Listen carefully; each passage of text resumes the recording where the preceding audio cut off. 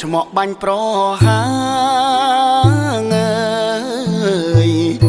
ក្នុងដែនសីមាដែលខ្ញុំតាំងនៅពួកយើងមិនបា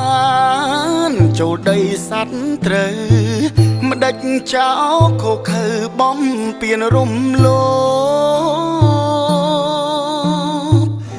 ម៉ោងភ្លឺទៅហើយស្នូផ្ទុះអាវុធយុទ្ធមិត្តមុំមុតប្រយុទ្ធតបាញ់ខ្មាំងសត្រូវវិនាសបាក់ក្លបប្រឆាំងចោលមកពួកមិត្តអាប់បលាក់ឈាមខ្ញុំជាខ្មែរខ្ញុំថែដីខ្ញុំ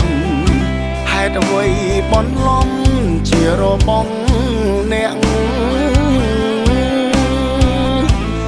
មិនតែប៉ុណ្ណោះ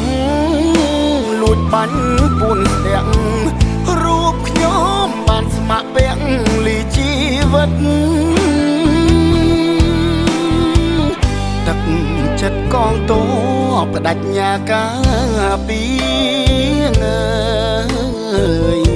ព្រំដែនសីមាគង់វង្សស្ថេរស្ថិតត្រៀមខ្លួន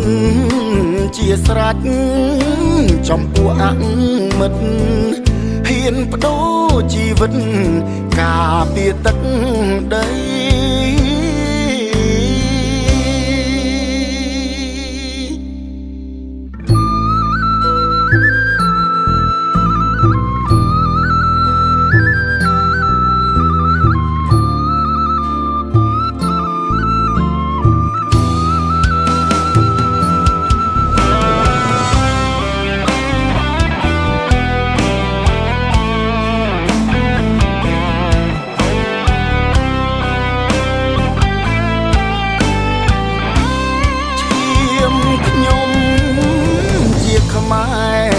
ខ្ញុំថែ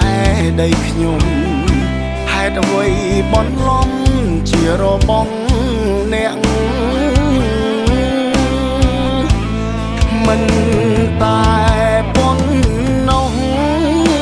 លួចបាញ់ពួនស្ទាក់រូបខ្ញុំបានស្ម័គ្រពាក់លីជីវិតទឹកចិត្តកងទ័ពបដិញ្ញាការពីព្រំដែនសីមាគង់វង្សស្ថេរស្ថិតត្រៀមខ្លួនជាស្រេចចំពោះអមិត្តហ៊ានបដូរជីវិតការពារទឹកដី